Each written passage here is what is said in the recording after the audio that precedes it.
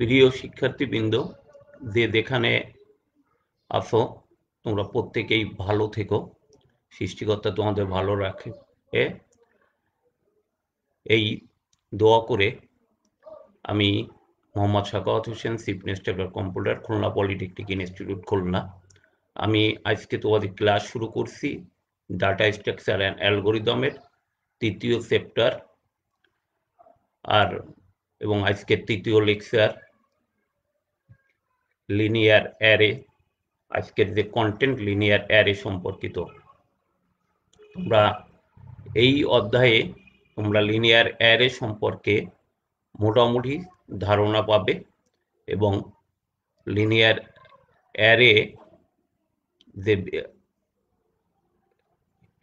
Array সম্পর্কিত আরো details তোমরা বই পড়ে এবং এই লেকচার থেকে আরো ক্লিয়ার হবে। যাই হোক, আমি শুরু করছি আজকের লেকচার লিনিয়ার অ্যারে সম্পর্কে।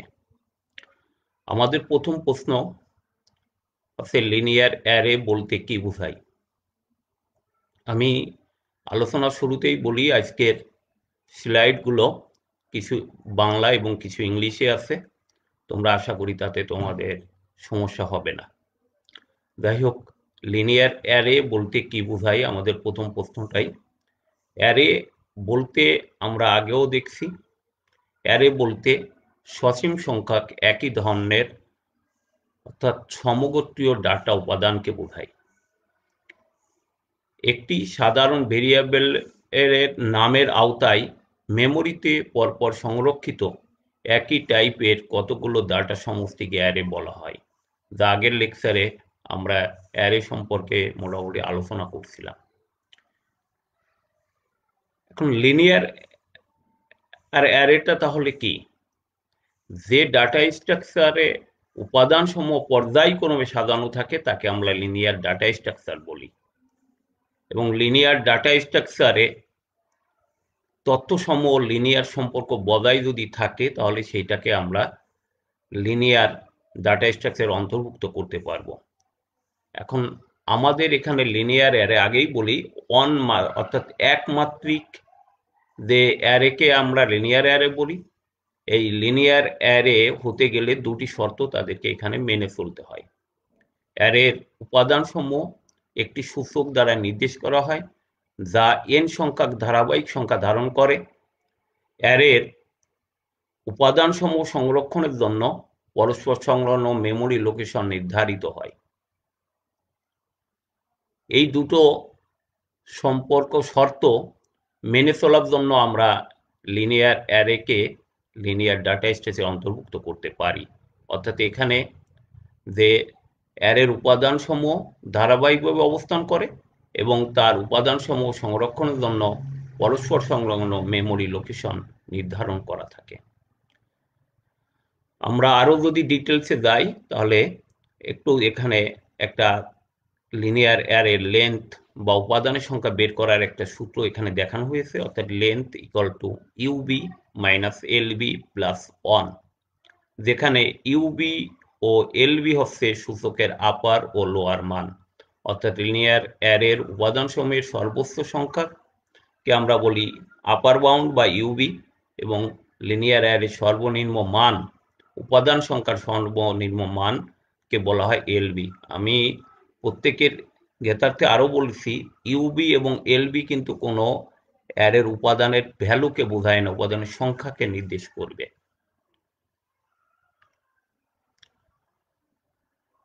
এরপর আমরা জানবো মেমোরি লোকেশন। কয় ধরনের মেমোরি লোকেশন সাধারণত আমরা দেখে থাকি ডাটা স্ট্রাকচারে। মেমোরি অর্থাৎ ল্যাঙ্গুয়েজের উপর যদি ভিত্তি করি আমরা দুইভাবে মেমোরি স্পেস অ্যালোকেট করতে পারি। এক নম্বরে স্ট্যাটিক মেমোরি অ্যালোকেশন, একটা ডাইনামিক মেমোরি অ্যালোকেশন। তোমরা প্রত্যেকেই হয়তো জানো, স্ট্যাটিক মেমোরি লোকেশন সাধারণত স্থির বা ফিক্সড সাইজ যে মেমোরিগুলোর ক্ষেত্রে ব্যবহৃত হয়, আর ডাইনামিক এই সাধারণত এক্ষেত্রে কোনো বাধ্যবাধকতা থাকে না। অর্থাৎ যে ডাটা সংরক্ষণ করার জন্য যতটুকু ডাটা স্পেস আমার দরকার থাকে সেটা হচ্ছে ডাইনামিক মেমোরি অ্যালোকেশন। আমি যদি ল্যাঙ্গুয়েজের ভাষায় যদি বলি, কোনো ল্যাঙ্গুয়েজ যেমন প্যাসকেল এবং ফরট্রান মানে কম্পাইল করার সময় স্ট্যাটিক্যালি মেমোরি অ্যালোকেট হয়। এই কারণে প্রোগ্রাম নির্বাহের সময় অ্যারে সাইজ ফিক্স থাকে। এই পদ্ধতিকে স্ট্যাটিক মেমোরি অ্যালোকেশন বলা হয়। অর্থাৎ এখানে যে প্রোগ্রাম নির্বাহের সময় অ্যারের যে সাইজটা অবশ্যই ফিক্স থাকবে। আর ডাইনামিক মেমোরি অ্যালোকেশনের ক্ষেত্রে যেমন সি ল্যাঙ্গুয়েজের ক্ষেত্রে কয়টি ডাটা আমাদের সংরক্ষণ করার প্রয়োজন তা ইউজারকে জানিয়ে দেওয়ার বাধ্যবাধকতা থাকে না, অর্থাৎ কম্পিউটারকে জানিয়ে দেওয়ার বাধ্যবাধকতা থাকে না। সেক্ষেত্রে প্রোগ্রাম চলাকালীন সময় ডাটা সংরক্ষণ ও ব্যবহারের জন্য নিজেদের প্রয়োজন অনুযায়ী মেমোরি অ্যালোকেট হয়। এই পদ্ধতিকে ডাইনামিক মেমোরি অ্যালোকেশন বলা হয়। আমরা আশা করি তোমরা বুঝতেই পারছো স্ট্যাটিক এবং ডাইনামিক মেমোরি অ্যালোকেশন কি জিনিস। আমরা এর পরবর্তী স্লাইডে দেখব লিনিয়ার অ্যারেকে কিভাবে মেমোরিতে উপস্থাপন করা যায়। আমরা এখানে তোমরা একটা কম্পিউটার মেমোরি এখানে সিম্বলিক আকারে দেখানোর চেষ্টা করা হয়েছে, অর্থাৎ এল এ লিনিয়ার অ্যারেকে আমরা সংক্ষেপে এল এ বলছি। সেখানে একটা কম্পিউটার মেমোরি যার মান 1000 থেকে শুরু করে এখানে দেখানো হয়েছে 1000, 1001, 1002, 1005 এভাবে আমার করা হচ্ছে। অর্থাৎ আমি যদি এখানে যে আমি ডিটেলস বলছি, let L A be the linear array of memory of the computer. The memory of computer is a sequence of address location, অর্থাৎ অ্যাড্রেস গুলো একটা সিকোয়েন্সিয়ালি এখানে থাকে। এই সিকোয়েন্সিয়ালি যে মেমোরি অ্যাড্রেস থাকে এর স্টার্টিং অ্যাড্রেসটাকে আমরা বলি আছে বেস অ্যাড্রেস, অর্থাৎ ফার্স্ট যে এই বেস অ্যাড্রেস অর্থাৎ ফার্স্ট যে এলিমেন্টটা মেমোরি যে লোকেশনে স্টোর হবে সেইটাকে বলা হয় প্রথম মেমোরি অ্যাড্রেস এবং যাকে আমরা বলি বেস অ্যাড্রেস। এখানে বেস অ্যাড্রেস অর্থাৎ এল এ লিনিয়ার অ্যারের বেস অ্যাড্রেস 1000 এখানে দেখানো হয়েছে। আমরা তাহলে যে আমরা মেমোরি গুলোকে আমরা কিভাবে তাহলে এখানে করা হয় কিভাবে ক্যালকুলেট করতে পারি সেটা একটা সূত্র আকারে এখানে দেখানো হয়েছে। লোকেশন অর্থাৎ মেমোরি লোকেশনটা কি হবে, memory L A K equal to base L A plus W into K minus lower bound. এখানে ডাব্লুটা হচ্ছে যে is the number of words per memory cell, অর্থাৎ মেমোরি সেলের যে নাম্বার কত ওয়ার্ডে এই নাম্বারটা থাকবে সেইটা। আর এখানে কেটা হচ্ছে যে আমাদের যে লোকেশনে আমরা বের করতে চাচ্ছি সেইটা কে, আর বেস অ্যাড্রেস তোমরা আগেই জানছো। আর এখান থেকে লোয়ার বাউন্ড অর্থাৎ যে কোথা থেকে আমরা মেমোরি শুরু করব। এটা আরো পরের স্লাইডে আরো ডিটেলস দেখতে পারবে। এখানে আমরা একটা উদাহরণ দিয়ে দেখানোর চেষ্টা করছি। এখানে লিনিয়ার অ্যারে অর্থাৎ এল এর এখানে ভ্যালুগুলো এখানে দেওয়া আছে এবং তোমরা প্রত্যেকেই জানো অ্যারের একটা ইন্ডেক্স থাকে, সেই ইন্ডেক্সগুলো শো করা হয়েছে। আর এখানে আমরা যে মেমোরি অ্যাড্রেসগুলো এখানে দেখানো হয়েছে, যেখানে বেস অ্যাড্রেস 1000 থেকে শুরু হবে। এর পরের স্লাইডে আরো আমরা দেখতে পারবো এখানে ওই যে 1001, 1002 এভাবে মেমোরি লোকেশনগুলো দেখানো হয়েছে। আমরা এখানে একটা এক্সাম্পল দিয়ে তোমাদের মেমোরি লোকেশনটা কিভাবে ক্যালকুলেট করা হয় সেটা বোঝানোর চেষ্টা করছি। এখানে একটা অটোমোবাইল কোম্পানি, এখানে তার বেস অ্যাড্রেস 200 থেকে শুরু। এখানে সেই অটোমোবাইলের অ্যাড্রেসে সে যত বিক্রি করে প্রতি বছর সেটা 1932 থেকে, অর্থাৎ 1932 সাল থেকে 1984 সাল পর্যন্ত তারা যে রেকর্ডগুলো তারা রাখছে। আর এখানে মেমোরি, এখানে যে মেমোরির যে বেস অ্যাড্রেস 2 এবং তার হচ্ছে মেমোরি পার সেল হচ্ছে 4। এখন আমার আর যদি 1932 সালে তার লোকেশন কত হবে 200, যেহেতু বেস অ্যাড্রেস 200 থেকে শুরু হয়েছে এখানে বেস অ্যাড্রেসের ভ্যালু। এখন আমি বের করতে চাচ্ছি 1934 সালে তার মেমোরির যে রেকর্ডটা রাখা হয়েছে তার বেস অ্যাড্রেস কত। তাহলে আমরা আগের যে সূত্র সেই সূত্র অনুসারে আমরা অ্যাপ্লাই করতে পারি। যেমন বেস অ্যাড্রেস কত 200, মেমোরি প্রত্যেকটা আসছে 4 বাইট করে, অর্থাৎ এই জন্য 4। তার বর্তমান লোকেশন আমরা বের করতেছি 1965, তাহলে 1965 থেকে আসছে আমার লোয়ার বাউন্ডটা কত, লোয়ার বাউন্ড আছে 1932। তার মানে আমার এখানে ক্যালকুলেশন করে 332। এভাবে আমরা যে কোনো অ্যাড্রেসকে আমরা এখানে লিনিয়ার অ্যারেতে ক্যালকুলেশন করতে পারি। এটা তোমরা আরো ভালো করে ক্লিয়ার করবে। আমার এই স্লাইড শেষে এটাকে আরো ভালোভাবে যদি তোমরা এটি পড়ো এবং দেখো, তাহলে আমার মনে হয় যে এটা ক্লিয়ার হবে। লিনিয়ার অ্যারেকে আমরা এভাবে মেমোরিতে উপস্থাপন করতে পারি। এটা তোমাদের পরীক্ষার জন্য খুব ইম্পর্ট্যান্ট, তোমরা প্রত্যেকে দেখবে। আমরা আগের লেকচারে আমরা দেখছিলাম ডাটা স্ট্রাকচারের অপারেশন কয়েক ধরনের। বেসিক অপারেশন 4টা ছিল: ট্র্যাভার্সিং, ইনসার্টিং, ডিলিটিং এবং সার্চিং। আজকে সেই লিনিয়ার অ্যারের অপারেশনগুলোর ভিতরে যাব। আজকের লেকচারে আমরা 3টা অপারেশন আমরা করব। একটা আছে ট্র্যাভার্সিং, ইনসার্টিং এবং ডিলিটিং। ট্র্যাভার্সিং কি জিনিস তাও বলা হয়েছে আগের লেকচারগুলোতে। কোনো ডাটা স্ট্রাকচারে তার ডাটা সমূহকে মিনিমাম একবার অ্যাক্সেস করাকে বলা হয় ট্র্যাভার্সিং। আমরা লিনিয়ার অ্যারে ট্র্যাভার্সিং এ আমরা কি কি কাজ করতে পারি? আমরা প্রতিটা ডাটাকে আমরা প্রিন্ট করতে পারি বা তার নাম্বারগুলোকে আমরা কাউন্ট করতে পারি একটা বিশেষ শর্তের অধীনে, অথবা সেই ডাটাগুলোকে আমরা যে প্রতিটা ডাটার যে অপারেশনগুলোকেও আমরা এখানে ট্র্যাভার্সিং বলে আমরা আখ্যায়িত করতে পারি। এখানে একটা অ্যালগোরিদম দেখানো হয়েছে। অ্যালগোরিদমের দেখো তোমরা প্রত্যেকেই যে স্টেপ ওয়ান সেট কে ইকুয়াল টু এলবি, অর্থাৎ যে কোনো আমার একটা অ্যারেতে যদি 1000 উপাদান থাকে, তাহলে আমরা যে 1000 উপাদানই যে অ্যাক্সেস করব এমন নয়। আমরা সেখানে একটা লোয়ার বাউন্ড সিলেক্ট করতে পারি যে আমরা 100 থেকে শুরু করে আপার বাউন্ড হয়তো 200 পর্যন্ত আমরা করি। সেই জন্য আমরা যে কোথা থেকে আমরা কাউন্ট করব সেইটার জন্য সেইটার ভ্যালুকে আমরা দিই এলবি, এবং কত ডাটা পর্যন্ত আমরা এটা কাউন্ট করব সেটাকে ইউবি। সেই জন্য আমরা প্রথমে একটা স্টেপ ওয়ানে সেট কে ইকুয়াল টু এলবি, অর্থাৎ কোন ডাটাগুলো লিনিয়ার অ্যারের কোন ডাটা উপাদানগুলো থেকে অ্যাক্সেস করব সেটাকে আমরা ডিনোট করছি কে দিয়ে, এবং সেই কে এর মানটা কত আপার বাউন্ড থেকে নিশ্চয়ই সমান বা কম থাকবে সে পর্যন্ত আমরা অ্যাক্সেস করব স্টেপ 3 এবং 4 এ।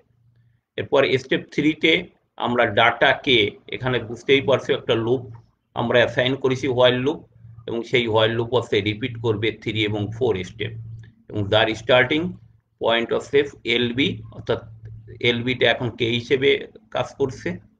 এই এলবি থেকে আপার বাউন্ড পর্যন্ত ইউবি পর্যন্ত এখানে অ্যাপ্লাই প্রসেস। এখানে তুমি যা করো, ডাটা তুমি প্রিন্ট করো বা রিড করো, অর্থাৎ ডাটা আমি যদি ইনপুট নিই বা আউটপুট নিই বা যদি কোনো অপারেশন করি, সেটাকে আমরা বলছি এখানে অ্যাপ্লাই প্রসেস টু ডাটা কে। এটা হচ্ছে লিনিয়ার অ্যারে, আর কেটা হচ্ছে যে তোমরা উপরেই দেখছো, কেসটা হচ্ছে যে লিনিয়ার অ্যারের কোন ডাটা থেকে, অর্থাৎ ডাটা উপাদান থেকে এটা অ্যাক্সেস হবে। এরপর কে এর মান আমরা এক এক করে বাড়াবো। এভাবেই লুপটা যখন আপার বাউন্ডে দেয়, আপার বাউন্ডের সমান বা তার চেয়ে কম পর্যন্ত কাজ করবে। এভাবে আমরা লিনিয়ার অ্যারে ট্র্যাভার্সিং অ্যালগোরিদমটা আমরা শেষ করতে পারবো। আশা করি প্রত্যেকে ক্লিয়ার হয়েছে। যদি এরপরও সমস্যা থাকে তোমরা এই স্লাইডটা বারবার করে দেখবে। আমরা এরপরে যে কাজটা করব সেটা হচ্ছে লিনিয়ার অ্যারেতে কিভাবে একটা উপাদান ইনসার্ট করা যায়। এখানে আমি তোমাদের একটু গ্রাফিক্যালি দেখানোর চেষ্টা করছি। একটা লিনিয়ার অ্যারে এখানে দেখতে পারছো। সেই অ্যারেতে 1 থেকে 10টা উপাদান আছে, অর্থাৎ 10টি ডাটা আছে। এর মধ্যে 5 নম্বর পজিশনে আমি 50 ভ্যালুর একটা ডাটা আমি এখানে ইনসার্ট করব। তার মানে অ্যারের উপাদান আমার ইনিশিয়াল অ্যারেতে যে 10টি উপাদান থাকলে এখন এখানে উপাদান হবে 11টি, আর এখানে 5 নম্বর পজিশনে 50 ডাটাটা এখানে ইনসার্ট হবে। এখানে দেখানো হয়েছে, অর্থাৎ যে ডাটা এই দেখো ঠিকই 4-এর পরে 50 ডাটাটা এরপরে এখানে ইনসার্ট হয়েছে, এবং 5 নম্বর উপাদান 6 নম্বর স্থানে চলে গেছে। এভাবে ডাটা আগে ছিল ডাটা উপাদান 10, এখন হচ্ছে ডাটা উপাদান 11। আমরা এই ডাটা কিভাবে এখানে ইনসার্ট করা হয় সেটা আমরা এখানে দেখানো হয়েছে, কিন্তু এর পর্যায়ক্রমিক স্টেপটা কিভাবে হবে তাহলে সেইটা আমরা এরপরে অ্যালগরিদমে দেখব। তারপরেও আমি তোমাদেরকে এখানে একটু এখানে এখানে গ্রাফিক্যালি বোঝানোর চেষ্টা করছি। আমার যদি এই 5 নম্বর পজিশনে যদি আমি এই 50 ডাটাকে সরাসরি দিই তাহলে এই 5 নম্বর পজিশনের যে ডাটা ভ্যালু এটা মুছে যাবে। সেজন্য আমাদের এই ডাটাগুলোকে ইনসার্ট করার পূর্বে আমরা লিনিয়ার অ্যারের অর্থাৎ যে আপার বাউন্ডের সীমানাকে 1 বাড়িয়ে তার আগের ডাটাটাকে আমরা ওখানে আগে ইনসার্ট করে নিব। যেমন 10 নম্বর যে ডাটাটা 10 নম্বর পজিশন থেকে 11 নম্বর পজিশনে নেওয়া হয়েছে, এরপরে 9 নম্বর পজিশনকে 10 নম্বরে, 8 নম্বর পজিশনকে 9 নম্বরে, 7 নম্বর পজিশনকে 8 নম্বরে, 6 নম্বর পজিশনকে 7 নম্বরে এবং 5 নম্বর পজিশনের ডাটাকে 6 নম্বরে নেওয়া হয়। ফলে 5 এবং 6 নম্বর পজিশনে ডাটা ভ্যালু কিন্তু একই থাকছে। অর্থাৎ অর্থাৎ 5 যে ডাটাটা ভ্যালু যদি 5 হয় সেই 5 নম্বর ঘরেও থাকবে, 6 নম্বর ঘরেও থাকবে। এখন যদি আমরা আইটেম অর্থাৎ ডাটা উপাদানের সেই যে কাঙ্ক্ষিত যে ভ্যালুটা আমরা ইনসার্ট করছি সেটাকে যদি আমরা 5 নম্বরে দিয়ে থাকি তাহলে আর আমার ওই ডাটাটা হারিয়ে যাওয়ার সম্ভাবনা থাকছে না। অর্থাৎ 50 যে ডাটা উপাদানটা এই 5 নম্বরে অ্যাক্সেস হবে এবং 5টা আগেই 6 নম্বরে চলে গিয়েছিল। এভাবে আমরা ডাটা ইনসার্ট করতে পারি এবং সর্বশেষে আমরা ডাটা ভ্যালুগুলোকে যেহেতু একটা উপাদান বাড়ছে এই জন্য অ্যারের সাইজটাকে আমরা 1 বর্ধিত করে দিব। এটা ব্ল্যাকবোর্ড থাকলে আমি প্রতিটা স্টেপ তোমাদেরকে ভালো করে দেখাইতে পারতাম। যাই হোক, তোমরা বইতে এটা স্টেপ বাই স্টেপ করা আছে, তোমরা একটু ভালো করে দেখবে। আমার এই স্লাইডটা আর সাথে অ্যালগরিদমটাকে মিলিয়ে তোমরা এটা প্র্যাকটিস করলে তোমরা এটা ক্লিয়ার হবে। আমি এবার অ্যালগরিদম আলোচনা করছি। তোমরা আগেই জানো যে ইনসার্ট অ্যালগরিদমে এল এ আছে আমার লিনিয়ার ভ্যালু, তার উপাদানের সংখ্যা আছে এন সংখ্যা, কে অর্থাৎ কেটা হচ্ছে আমরা কে এর মানটা আর কে একটা ভ্যালু যার মান অবশ্যই এন এর থেকে ছোট বা সমান হবে। অর্থাৎ যে কোনো জায়গায় আমরা ইনসার্ট করতে পারি সেই ইনসার্টের পজিশনটা এখানে কে। আর আইটেম যেমন আমি একটু আগে দেখলাম যে 55 যে ভ্যালুটা সেটা হচ্ছে এখানে আইটেম হিসেবে কাজ করছে। তো আমরা শুরুতেই আমরা যে আমাদের যে টোটাল যে ডাটা উপাদান সংখ্যা এটাকে একটা ভ্যালুতে আমরা একটা ভেরিয়েবলে অ্যাসাইন করে নিচ্ছি, অর্থাৎ জে ইকুয়াল টু এন। এবার আমরা একটা লুপ সেট করছি, সেই লুপটা হচ্ছে জে এর মান কে থেকে বড় বা সমান পর্যন্ত কাজ করবে। এই শর্তের অধীনে আমার 3 এবং 4 নম্বর স্টেপ কাজ করবে। আমরা আগেই বলছিলাম শেষ পজিশনে তার পূর্বের ডাটাটি আমরা ইনসার্ট করব। যেমন 10 নম্বর পজিশনে 10 ডাটাটাকে আমরা 11 নম্বরে নিয়ে দেবো। সেই জন্য তুমি দেখো যে এখানে এন এর মান যদি আগের চিত্র অনুসারে যদি 10 পেয়ে থাকি তাহলে 11 নম্বর পজিশনে 10 নম্বর ডাটাটা নিয়ে যাচ্ছে এবং সেটাই সেট করছি। সেট এল এ জের মান 10 যদি থাকে 10 প্লাস 1 অর্থাৎ 11 নম্বর পজিশনের ডাটাটা আসবে, 11 নম্বর পজিশনের 10 নম্বর ডাটাটা আসবে। এরপর হচ্ছে লুপটাকে আমরা শেষ করার জন্যই জের মান এক এক করে কমানোর ফলে এরপরে 10 নম্বর পজিশনে 9 নম্বর ডাটা আসবে এবং এভাবেই তোমার আর ওই লুপটা শেষ হবে। এবং কে নম্বর পজিশনে অর্থাৎ যে পজিশনে আমরা ডাটা ইনসার্ট করতে যাই সেই পজিশনে আমরা 6 নম্বর পজিশনের ভ্যালুও পাবো এবং 6 নম্বর পজিশনে তার ভ্যালু তো থাকছেই। ফলে কে পজিশনে যদি আমরা আইটেম নামক ওই ভ্যালুটা যদি আমি ইনসার্ট করি তাহলে সেই পজিশনে ওই ভ্যালুটা থাকবে, অর্থাৎ পূর্বের যে ভ্যালুটা মুছে যাবে, এখন নতুন আইটেম এখানে সংযোজন হবে। যেহেতু ইনসার্ট করার জন্য ডাটা উপাদান একটা বেড়ে যাচ্ছে সেই জন্য আমরা এখানে এন এর মানটা 1 বাড়িয়ে দিচ্ছি। এটা আশা করি অধিকাংশ পলিটেকনিকে ফার্স্ট শিফটে ছাত্রছাত্রীদের এই অ্যালগরিদমটা স্যাররা বোর্ডে সুন্দরভাবে দেখিয়েছেন। আমি এখানে বোর্ডে না দেখিয়ে আমি তোমাদেরকে বলার চেষ্টা করছি, তোমরা এই অ্যালগোরিদমটা আরো ভালো করে দেখবে। আমরা নেক্সট যাব লিনিয়ার অ্যারে থেকে, অ্যারেতে কিভাবে একটা উপাদান বিয়োজন করা যায় অর্থাৎ ডিলিট করা যায় সেটা আমরা দেখব পরবর্তী স্লাইডে। এখানে প্রত্যেকে একটু খেয়াল করো, আমি এখানে একটা অ্যারে এখানে দেখতে পারছো, একটা অ্যারে দেখানোর চেষ্টা করছি যার ভ্যালু 10, 20, 30, 40, 50 অর্থাৎ 5টা ভ্যালু আছে।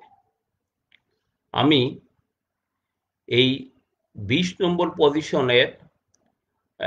নম্বর পজিশনের যে ডাটাটা আমি এখান থেকে মুছে ফেলতে চাই। 20 নম্বর পজিশনে যে ডাটাটা আছে অর্থাৎ 2 নম্বর পজিশনে যে 20 ভ্যালুতে যে ডাটাটা আছে এটা আমরা মুছে ফেলতে চাই। তাহলে আমার কি করতে হবে? এটা ইনসার্টের চেয়ে সহজ, অর্থাৎ 30 নম্বর ডাটাটাকে আমি 20-এ যদি মুভ করি তাহলে 20 নম্বর ডাটাটা মুছে যাবে।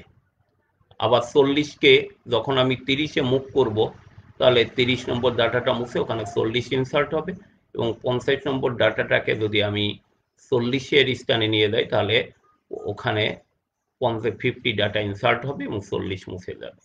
পরিশেষে যে 50 যে ডাটাটা আমরা অর্থাৎ অ্যারের উপাদান সংখ্যা থেকে যদি 1 বাদ দিয়ে দিই তাহলে এই 50 নম্বরের যে লাস্ট যে ডাটাটা এটা গার্বেজ ভ্যালু হিসেবে থেকে যাবে, কিন্তু এটা অ্যারের উপাদানের হিসেবে কাউন্ট হবে না।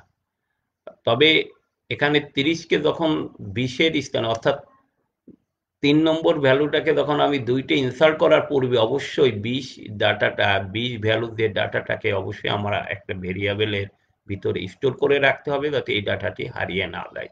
প্রত্যেকে এটা অবশ্যই খেয়াল করবে। এখানে দেখানো হয়েছে যে 30কে মুভ করে 2 নম্বর ডাটাটা 20-এ নেওয়া হয়েছে এবং 40কে মুভ করে 30-এর নিকট এবং 50কে মুভ করে 40-এর নিকট, এবং পরিশেষে 50 যে ভ্যালুটাকে বাদ দেওয়া হয়েছে, অর্থাৎ ফাইনাল অ্যারেতে কাউন্ট হবে 4টি ডাটা 10, 30, 40 এবং 50, এবং পরিশেষে এই 20 ডাটাটি আর থাকবে না। এখন আমরা অ্যালগোরিদমে দেখি অ্যালগোরিদমের পজিশনটা কি। এখানে আগেই বুঝতে পারছো ওদিকে অ্যালগোরিদমের একটা নাম থাকে, এখানে ডিলিট নাম দিয়ে এলে একটা লিনিয়ার অ্যারে, তার উপাদান সংখ্যা n, আর এখানে যে পজিশনের ডাটাটি আমরা ইউজ করব সেই পজিশনটা হচ্ছে k, এবং আইটেম একটা ভেরিয়েবল হিসেবে এখানে কাজ করবে। আমরা শুরুতেই বলছিলাম যে 30 নম্বর ডাটাটাকে যদি 20-এ নিয়ে যাই, 20 নম্বর পজিশন নিয়ে যাই তাহলে 30 নম্বর 20 নম্বর 20 ভ্যালুর ডাটাটা মুছে যাবে। সেই জন্য আইটেমের মধ্যে আমরা এখানে এল এ কে অর্থাৎ কে ভ্যালু পজিশনে যে পজিশনে দিই সেই ভ্যালুটা আমরা আগেই স্টোর করে নিয়ে এটাকে সেভ রেখে দেব আইটেম নামক ভেরিয়েবলে। তাহলে এবার আগে আমরা কি করছি, ডাটাগুলোকে পিছনে মুভ করছি, অর্থাৎ ব্যাকহ্যান্ডে আমরা নিয়ে গেছিলাম ইনসার্টিং অ্যালগোরিদমে, আর এখানে আমাদের আপওয়ার্ডে নিতে হবে, অর্থাৎ ডাটাকে উপরে সরাইতে হবে, নিচের ডাটাটা উপরে উঠবে, এভাবে পর্যায়ক্রমে আসবে। সেজন্য আমরা এখানে একটা ফর লুপ ইউজ করছি যা শুরু হবে কে পজিশন থেকে n-1 পর্যন্ত। এখানে আমরা দেখো প্রত্যেকে খেয়াল করছি যে এর মান কে, অর্থাৎ L A K equal to L A K plus 1, অর্থাৎ ডাটাগুলোকে আপওয়ার্ড করা হয়েছে, অর্থাৎ পিছনের ডাটাকে পূর্বে আনা হয়েছে। আর যেহেতু এটা ফর লুপ এই জন্য এখানে আর ইনক্রিমেন্টের দরকার হয় না, অটোমেটিকই ইনক্রিমেন্ট হয়ে থাকে। সেজন্য আমাদের এখানে কে অর্থাৎ যে এর মান আর বাড়ানো লাগে নাই।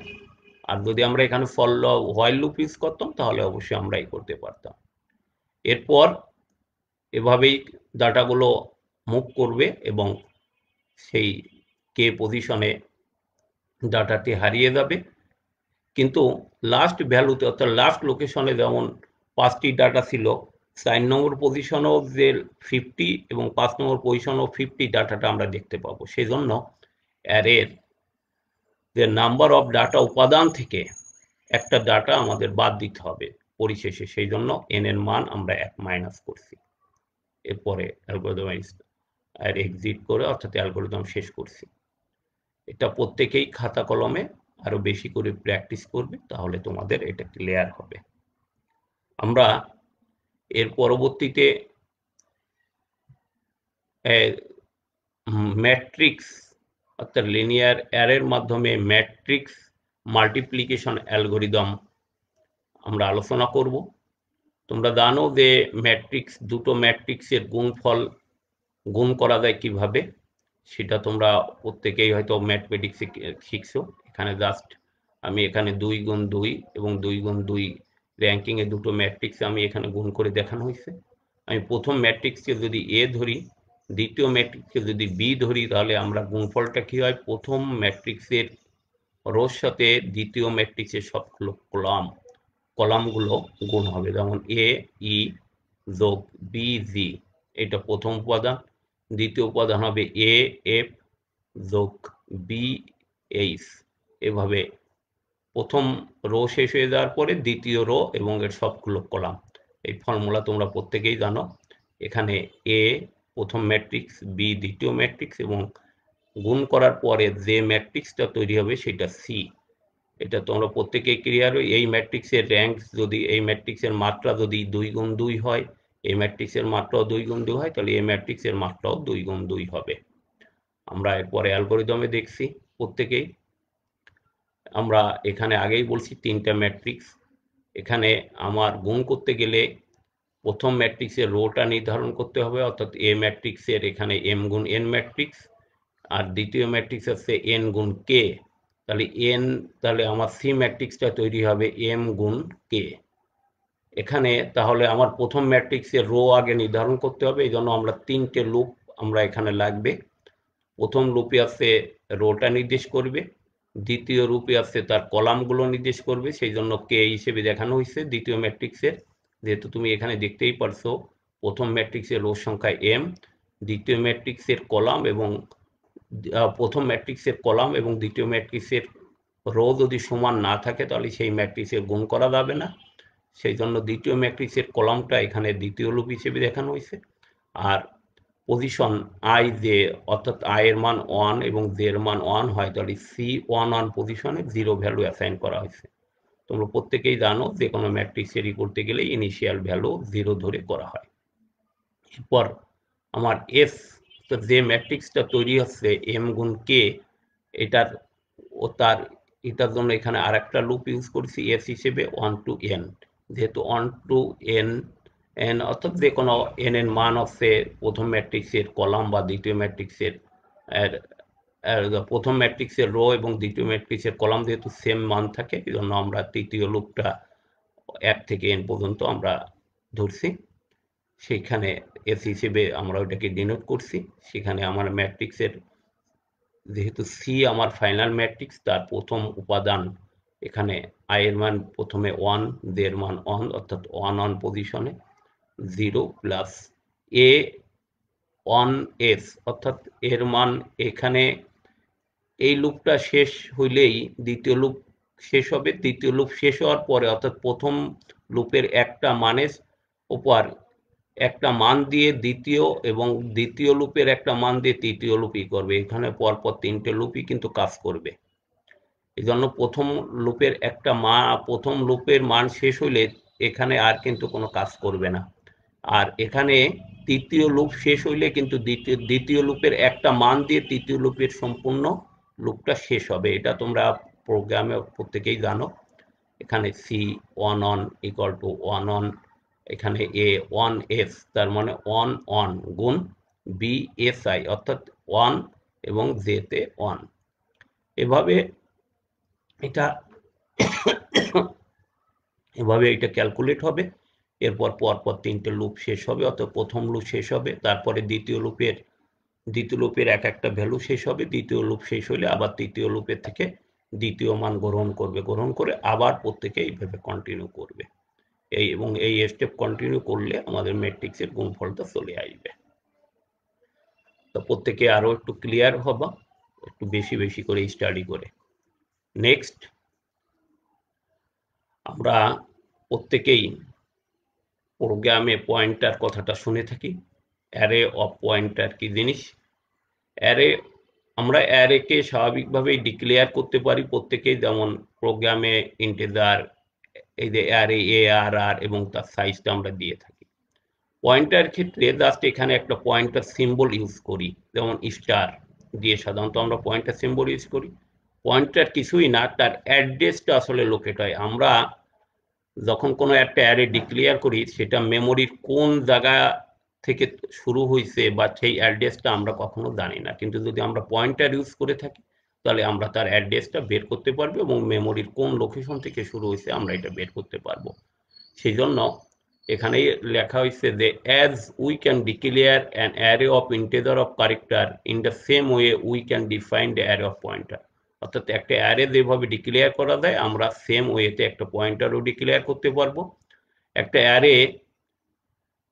Array of pointer is nothing, একটা পয়েন্টার কিছুই না but the collection of address. কিন্তু পয়েন্টারে আমরা অতিরিক্ত যে জিনিসটা পাই, একটা কালেকশন, অর্থাৎ তার অ্যাড্রেসটা আমরা কালেকশন করতে পারি।